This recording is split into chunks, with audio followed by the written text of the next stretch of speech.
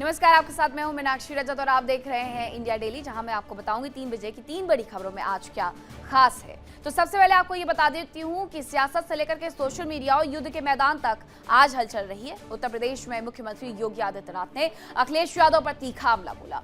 योगी ने पिछली सरकार पर दंगों, माफिया और तुष्टीकरण को बढ़ावा देने का आरोप लगाया। सवाल यह है कि क्या यह सिर्फ राजनीतिक बयानबाजी है या फिर 2027 की लड़ाई का बिगुल बज चुका है। दूसरी तरफ सोशल मीडिया पर करोड़ों फॉलोअर्स और जबरदस्त हाइप बटोरने वाली कांग्रेस जनता पार्टी के प्रदर्शन की हवा निकलती नजर आई। डिजिटल दुनिया की ताकत आखिर जमीनी राजनीति में क्यों नहीं दिखी? क्या यह सिर्फ वर्चुअल आंधी थी या फिर हवाबाजी का बुलबुला? और अब बात दुनिया के सबसे खतरनाक मोर्चे की। अमेरिका बनाम ईरान की ड्रोन वार के बाद ईरान ने करारा पलटवार किया। हमले जवाबी हुए और लगातार ये जवाबी हमले बढ़ रहे हैं। क्या मिडिल ईस्ट एक बार फिर से बड़े युद्ध की दहलीज पर खड़ा है? ये सबसे बड़ा सवाल। क्या दुनिया एक और विनाशकारी संघर्ष की तरफ बढ़ेगी? वहीं इन तमाम खबरों पर करेंगे विस्तार से विश्लेषण, लेकिन सबसे पहले आपको बताते हैं पहली खबर के बारे में।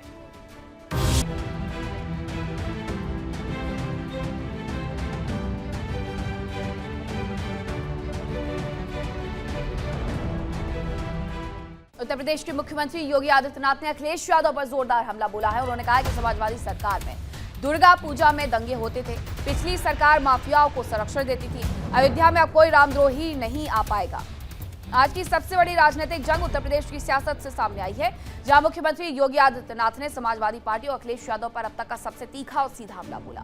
योगी आदित्यनाथ ने साफ शब्दों में कहा है कि पिछली सरकार में उत्तर प्रदेश की पहचान विकास से नहीं बल्कि दंगों और अराजकता से जुड़ चुकी थी। उन्होंने आरोप लगाया कि त्योहारों के समय भी लोग डर के साए में जीते थे और दुर्गा पूजा जैसे पावन अवसरों पर भी दंगे भड़कने की घटनाएं सामने आती थी। योगी ने कहा है कि उस दौर में कानून व्यवस्था नाम की कोई चीज नहीं होती थी और जो होती थी वो सिर्फ कागजों पर थी, जमीन पर नहीं। मुख्यमंत्री ने बिना नाम लिए पूर्व सरकार पर सीधा निशाना साधते हुए कहा कि तब माफिया और अपराधियों को राजनीतिक संरक्षण मिलता था। सत्ता के गलियारों से लेकर के जिलों तक दबंगों और बाहुबलियों का बोलबाला था। आम जनता, खासतौर पर व्यापारी, महिलाएं खुद को सुरक्षित महसूस करती थी। योगी आदित्यनाथ यही नहीं रुके, उन्होंने अयोध्या को लेकर के भी बड़ा और सख्त संदेश दिया। उन्होंने कहा कि अब अयोध्या की धरती पूरी तरह बदल चुकी है। ये नया उत्तर प्रदेश है जहां रामद्रोह या आस्था के खिलाफ जाने वालों के लिए कोई जगह नहीं है। अयोध्या विकास, सुरक्षा और सांस्कृतिक पुनर्जागरण का प्रतीक बन चुकी है। मुख्यमंत्री ने यह भी साफ किया है कि कानून से ऊपर कोई नहीं होगा और जो भी राज्य की शांति, संस्कृति और व्यवस्था को चुनौती देगा उसके खिलाफ कार्रवाई पहले से ज्यादा तेज और सख्त होगी। इस बयान के बाद उत्तर प्रदेश की सियासत एक बार फिर से गर्मा गई है। बिना भेदभाव के विकास की योजनाओं को गांव और घर घर तक पहुंचाने का काम करेंगे, लेकिन अब वहां नहीं होने देंगे जो 2017 के पहले होता था। 17 के पहले मुझे याद है मुझे 2015-16 में इस गोंडा में भी दुर्गा पूजा के समय दंगा करने का प्रयास हुआ था। यहां भी दंगे हुए थे। मां दुर्गा की मूर्ति को विसर्जन नहीं करने दिया जाता था। रामलीलाओं के आयोजन में अड़चनें डाली जाती थी। पर्व और त्योहार प्रारंभ होने के पहले, उत्सव प्रारंभ होने के पहले उपद्रव शुरू हो जाते थे। बेटी सुरक्षित नहीं, व्यापारी सुरक्षित नहीं, और सत्ता में बैठे हुए लोग 2017 के पहले इन दंगाइयों को, इन पेशेवर गुंडों को प्रश्रय देते थे, इनके सामने नतमस्तक होते थे। यही तो होता था यूपी में। आज तो आप देखते होंगे उत्तर प्रदेश में 75 जनपद हैं, 350 तहसीलें हैं, 825 विकास खंड हैं। बिना रोक टोक के योजना का लाभ सबको मिल रहा है। पर्व और त्योहारों में कोई व्यवधान नहीं डाल सकता है। उत्सव के रंग में किसी ने भंग करने का काम किया तो फिर वर्तमान तो जाएगा ही जाएगा, भविष्य भी स्वाहा हो जाएगा। और ज्यादा जानकारी के साथ हमारे सहयोगी सुशील तिवारी जुड़ गए हैं। सुशील, ये 2027 की रूपरेखा है जहां कल टोटी चोर वाला बयान और आज समाजवादी पार्टी पर सीधे तौर पर गुंडों को संरक्षण देने के आरोप लगाए गए।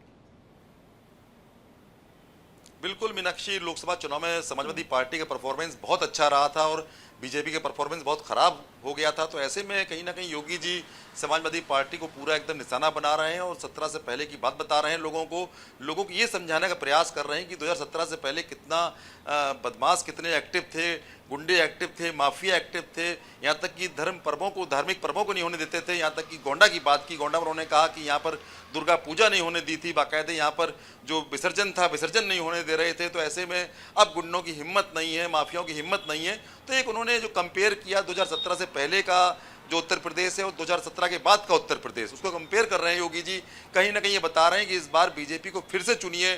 कहीं ना कहीं ये बता रहे हैं कि बीजेपी ही अच्छा कर सकती है इस प्रदेश के अंदर, क्योंकि प्रदेश में जो गुंडागर्दी खत्म कर दिया, माफिया खत्म कर दिए, तमाम आज धार्मिक आयोजन है बखूबी हो रहे हैं। और साथ में उन्होंने ये भी कहा कि आज हिम्मत नहीं है किसी भी माफिया गुंडे की कि कोई इस तरह हरकत कर पाए। अगर कोई भी इस तरह हरकत करता है तो उसे बिल्कुल सुहा कर दिया जाएगा, उसे खत्म कर दिया जाएगा। पहले इन्हीं माफियाओं को, गुंडों को सत्ता का संरक्षण मिलता था। तो ये बात साफ की कहीं ना कहीं निशाना अखिलेश यादव की पार्टी समाजवादी पार्टी पर था। तो ये देखा जा रहा है कि 2027 का चुनाव है, उसकी तैयारी योगी जी ने कर दी है और लगातार योगी जी जिले जिले में जा रहे हैं, जनसभा कर रहे हैं और एक कड़ा संदेश दे रहे हैं और ये बता रहे हैं कि उत्तर प्रदेश और ऐसा प्रदेश है जो विकास के रास्ते पे है और वहां पर कानून व्यवस्था उत्तर प्रदेश बहुत ही में 10 दुरुस्त सालों है। में अगर जी विकास की बात की जाए तो बहुत सारी चीजें देखने को मिलती हैं। व्यापारियों की तरफ से भी कहा जाता है कि वो पहले से ज्यादा सुरक्षित है, महिला सुरक्षा पर भी काम किया गया है। तो 2027 की तैयारी विकास पर भी लड़ी जा सकती है, लेकिन लगातार समाजवादी पार्टी को लेकर के जो बयानबाजी हो रही है, क्या ये समझा जाए कि समाजवादी पार्टी की तैयारी भी अच्छी खासी है उत्तर प्रदेश चुनावों में? बिल्कुल, समाजवादी पार्टी ने जिस तरह लोकसभा चुनाव में सबको चौंका दिया था, उन्होंने दिखा दिया था कि किस तरह हमने जीत हासिल की। तो ये कहीं ना कहीं जो योगी जी हैं एकदम बिल्कुल इस वक्त जो उनकी तैयारियां बहुत तेज हैं, क्योंकि लगातार वो काम कर रहे हैं। 24 घंटे में से लगभग 15 से 18 घंटे काम कर रहे हैं योगी जी। लगातार हर जिले में जा रहे हैं, कोई जिला नहीं छोड़ रहे। खासतौर में जो पूर्वांचल का इलाका है, क्योंकि पूर्वांचल के इलाके में समाजवादी पार्टी की पकड़ बहुत मजबूत है, वहाँ उसके अच्छे खासे वोटर्स हैं। तो कहीं ना कहीं उनमें सेंध लगाने की कोशिश कर रहे हैं योगी जी। और योगी जी लगातार जिस तरह बता रहे हैं कि प्रदेश में वाकई में डेवलपमेंट हुआ है, क्योंकि यहाँ पर जो विकास की तमाम योजनाएं आ गई हैं और यहाँ तक कि जो घर घर तक योजना पहुंचे, इसके लिए किसानों के भी कार्ड बनाए गए हैं। पहले क्या होता था, अधिकारी नहीं बनाते थे, लेकिन उन्होंने बाकायदे इसकी समीक्षा बैठक की, कितने जिले में कितने कार्ड मतलब किसान कार्ड बने, अगर जिस जिले में कम हुए तो बाकायदे वहाँ पर कार्रवाई भी की। तो हर योजना का लाभ मिले, इसके लिए योगी जी चाहे महिला सुरक्षा, महिलाओं को लेकर योजनाएं हों, तमाम किसानों को लेकर ये योजनाएं हों और तमाम जो अन्य योजना हो उनको लेके कोशिश कर रहे हैं कि ये योजनाएं जन जन तक पहुंचे। पहले भाई भतीजावाद होता था, जो बहुत ही नजदीक लोग होते थे, की जो बयान है वो किसके पक्ष में जाती हुई नजर आ रही है? आपने तमाम समीकरणों पर भी बात की है कि पूर्वांचल में भी वोटर्स को साधने का प्रयास किया जा रहा है बयानों के माध्यम से, लेकिन ये 2027 की हवा किस तरह बह रही है? बिल्कुल, योगी जी ने जिस तरह मोर्चा खोला है, जिस तरह उन्होंने तमाम MOU साइन किए थे, अभी सिंगापुर जापान गए थे, वहाँ से तमाम जो विकास के रास्ते, रोजगार के रास्ते जो खोले हैं योगी जी ने, कहीं ना कहीं उनको ये लग रहा है कि इस बात बीजेपी जितना ज़्यादा काम कर लेगी तो उतना ज़्यादा जो वोटर्स हैं, जो उत्तर प्रदेश के लोग हैं, वो उनको समर्थन देंगे। तो बिल्कुल लगता है, क्योंकि मीनाक्षी जिस तरह योगी जी काम चल रहा है, जिस तरह विकास का काम हो, चाहे कानून व्यवस्था को लेकर तमाम जो अपराधी हैं उनको नेस्तनाबूद किया जा रहा है, उनको खत्म किया जा रहा है, तो ये लोग उनके पक्ष में खड़े हैं। तो अगर देखा जाए तो टक्कर जरूर थोड़ा कड़ी होगी, क्योंकि समाजवादी पार्टी देखो लोकसभा चुनावों को देखते हुए कहीं ना कहीं समाजवादी पार्टी अपनी तैयारियों को पूर्णतः मानते हुए चल रही है और बीजेपी भी पूरी तरीके से अपनी तैयारियों पर खरा उतरना चाह रही है। बहुत धन्यवाद आपका तमाम जानकारी के लिए। आगे बढ़ेंगे, अब बात करेंगे CJP की, क्योंकि कॉकरोच जनता पार्टी का शक्ति प्रदर्शन आज जंतर मंतर पर था। सोशल मीडिया पर बड़ा हल्ला बोल हुआ और सड़कों पर लेकिन सन्नाटा पसरा हुआ नजर आया है।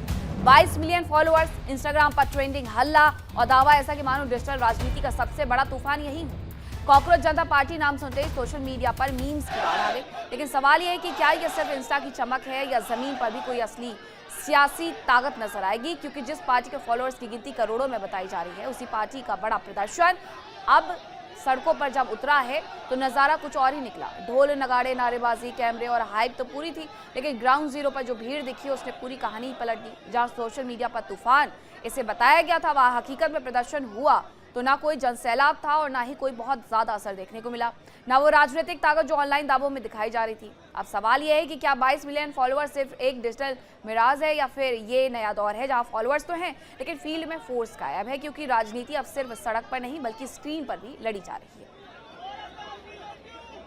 आज जंतर मंतर पर कॉकरोच जनता पार्टी जो विरोध प्रदर्शन कर रही है, शिक्षा मंत्री के इस्तीफे की बात करें तो वही दूसरी ओर कुछ लोग भी ऐसे हैं जो कॉकरोच जनता पार्टी के विरोध में यहाँ पर पहुंचे हैं।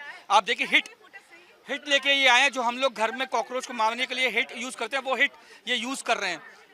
आप क्यों आए हैं यहाँ पे? क्या नाम है आपका पहले बताइए? रतन रंजन नाम हुआ। रतन, आप यहाँ पे क्यों आए हैं? आपके हाथ में कॉकरोच जनता पार्टी का ये आपने पोस्टर लिया हुआ है, ऊपर हिट भी लेके आए हैं आप। देखिए हिट जब कॉकरोच घर में नहीं हम लोग पलने देते हैं तो देश में कैसे पलने देंगे? पहली बात समझ रहे हो आप। तो ये कॉकरोच जो है देश में फैलने नहीं देंगे। और वो भी कॉकरोच दो तरह के अब होने लगे हैं। एक जो चुपचाप घर में रहता है वो डिस्टर्ब नहीं करता है, वो रात में निकलता है, कुछ खा पी के फिर छुप जाता है। लेकिन ये वो कॉकरोच है जो दिन में जो है भारत में नेपाल और बांग्लादेश और श्रीलंका वाली हालत करने के सपना देख रहे हैं। तो ये भैया देश में होगा नहीं। मैं भी कह रहा हूँ कि गलत हुई है जो लीक हुई है। एनटीए का पेपर लीक हुआ है, सीबीएसई की ओएसएम वाला। बिल्कुल मैं उसका सपोर्ट कर रहा हूँ कि धर्मेंद्र प्रधान को इस्तीफा देना चाहिए और जिम्मेदारी लेना चाहिए। लेकिन मैं ये कहूँगा कि धर्मेंद्र प्रधान नीट ये हुई है इसलिए जो है उनको सड़क पर उतर के देश में माहौल खराब करेंगे, बांग्लादेश और नेपाल वाला स्थिति लाएंगे, ये नहीं गलत है। सीबीएसई का जो ओएसएम जो प्रोसेस था उसको लेके विरोध जरूर किया जा रहा है और इनकी मांग ये है कि जो शिक्षा मंत्री है उनको इस्तीफा भी देना चाहिए। लेकिन इस तरीके से कॉकरोच पार्टी बनाकर इस तरीके का प्रदर्शन करना ये कहीं ना कहीं इन लोगों को गवारा नहीं है। ये लोग इस चीज़ को एक्सेप्ट नहीं कर रहे, इसीलिए ये लोग इस चीज़ का विरोध करने के लिए यहाँ पे पहुंचे हैं। वीडियो जर्नलिस्ट रविंदर के साथ रजनीश शर्मा, इंडिया डेली, दिल्ली। रजनीश, आप लगातार फॉलो अप कर रहे हैं, आप वहां पर मौजूद भी हैं। अब जरा ये बताइए कि जो रिपोर्ट आपने भेजी कि वहां पर जैसे फॉलोअर्स हैं वैसा कोई बहुत ज्यादा भीड़ वाला नजारा देखने को नहीं मिलता है, तो क्या स्थिति अभी भी वही है कि सड़कें खाली है, जंतर मंतर खाली है? मीनाक्षी, सबसे पहले मैं एक ब्रेकिंग खबर इंडिया डेली के माध्यम से अपने दर्शकों को दे दूं कि जो अभिजीत दिपके थे उनकी कॉकरोच जनता पार्टी को दिल्ली पुलिस ने सुबह 10 बजे से लेकर शाम 5 बजे तक लिखित परमिशन दी थी कि वो जंतर मंतर पर प्रदर्शन कर सकते हैं। लेकिन अब से 15 से 20 मिनट पहले यानी करीब 2:45-50 के आसपास खुद अभिजीत दिपके और जो सोनम वांगचुक यहाँ पे पहुंचे थे। इसके अलावा जो कॉकरोच जनता पार्टी के जितने भी पदाधिकारी थे वो यहाँ से जा चुके हैं। यानी परमिशन समय खत्म होने से 2 घंटे पहले ही सभी लोग यहाँ से चले गए। अब फिलहाल मैं विजुअल पहले सबको मीनाक्षी आपको दिखा दूं। आप देखिए जो इस पार्टी के समर्थन में जो लोग यहाँ पर पहुंचे थे दिल्ली एनसीआर से, सिर्फ वही लोग यहाँ पर मौजूद हैं और धीरे धीरे ये लोग भी यहाँ से जा रहे हैं। ये भीड़ जो है वो लगातार खत्म हो रही है। जिस तरीके का जो जन सैलाब सोशल मीडिया पर दिखाया गया था कि कई मिलियन में फॉलोअर्स हैं, कई मिलियन लोग पहुंचने वाले, तो ऐसा धरातल पर कहीं नजर नहीं आया। 200-300 लोग जरूर आए लेकिन वो कुछ देर रुके और उसके बाद वो भी चले गए। अब आप सोचिए कि जिस शख्स को सुबह 10 बजे से लेकर शाम को 5 बजे तक की परमिशन मिली है, वो अपनी परमिशन या अपना धरना पूरा होने से पहले ही 2 घंटे पहले ही चला गया। तो आप सोचिए कि ये प्रदर्शन कितना गंभीरता से किया गया होगा। ये पूरी तरीके से पॉलिटिसाइज था, पॉलिटिसाइज करने की इसको कोशिश की गई थी। लेकिन चूंकि युवा समझदार है इसीलिए युवाओं को समझ आ गया और युवा धीरे धीरे इस प्रदर्शन से छिटक गए।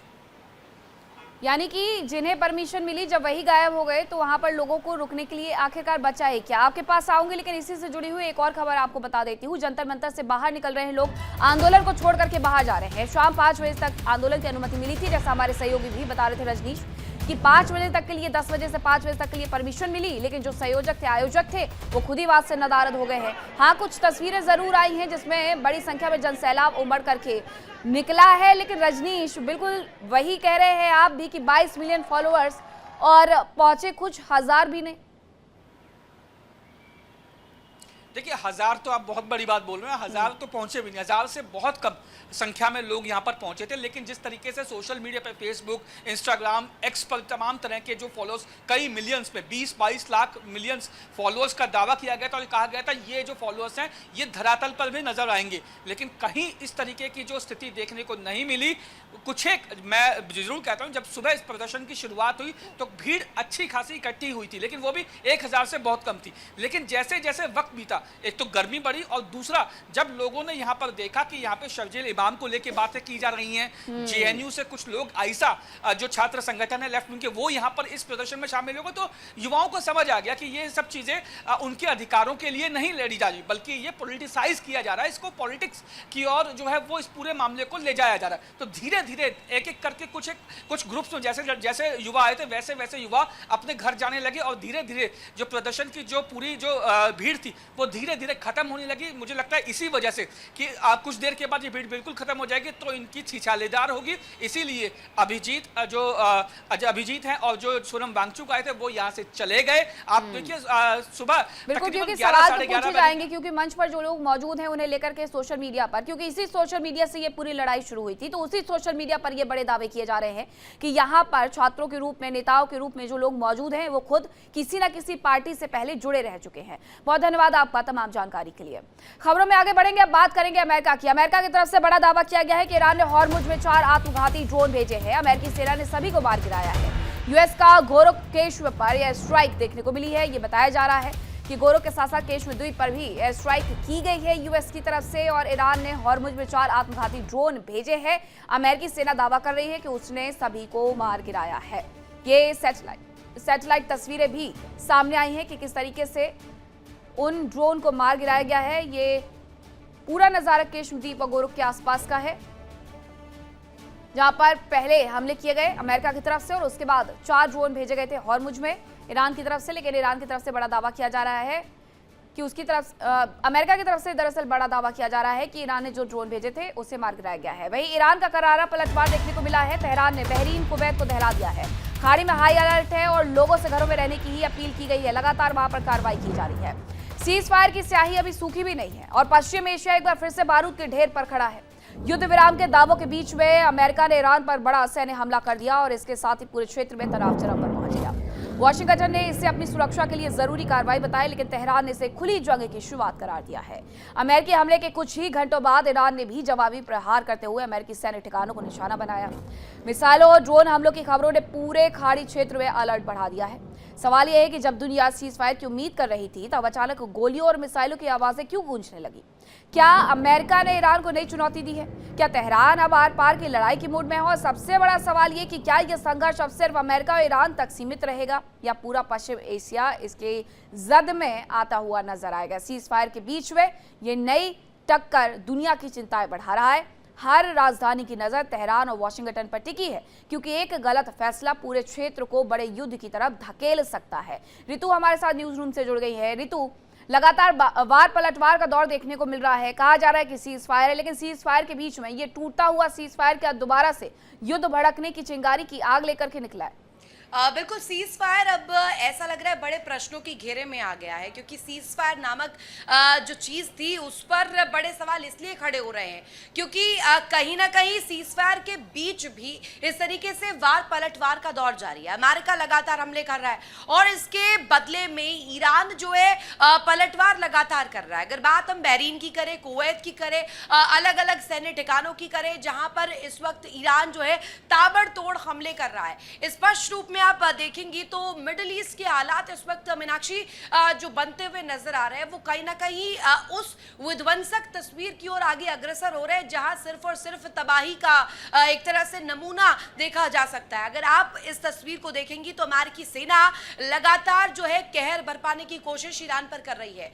हो सकता है कि इस पर सवाल किए जाए कि हॉर्मुज की वजह से कहीं ना कहीं स्थिति जो है बहुत ज्यादा चिंताजनक बन रही है, लेकिन हॉर्मुज से 2 कदम आगे जाइए, हॉर्मुज से भी आगे न्यूक्लियर प्रोग्राम्स को लेकर के स्थिति हो या वो तमाम शर्तें जो लगातार रखी जा रही हैं उन शर्तों को कहीं से भी एक्सेप्ट करने के मूड में इस वक्त जो है ईरान तेहरान नजर नहीं आ रहा है और यही वजह है कि इस वक्त बिल्कुल अगर ये सीज फायर टूटा तो एक बार फिर से बड़े हमले शुरू हो जाएंगे। बहुत धन्यवाद रितु आपका तमाम जानकारी के लिए। लाल वक्त एक छोटे से ब्रेक का है, कहीं मत जाएगा, खबरों का सिलसिला लगातार जारी है। इंडिया डेली अब आपके स्मार्ट टीवी पर भी मौजूद है। देखिए इंडिया डेली 24/7 अब आपकी स्मार्ट टीवी पर। इंडिया डेली मौजूद है सभी डिजिटल प्लेटफॉर्म पर लाइव और लगातार। इंडिया डेली 24/7 हर दिन राष्ट्र को समर्पित।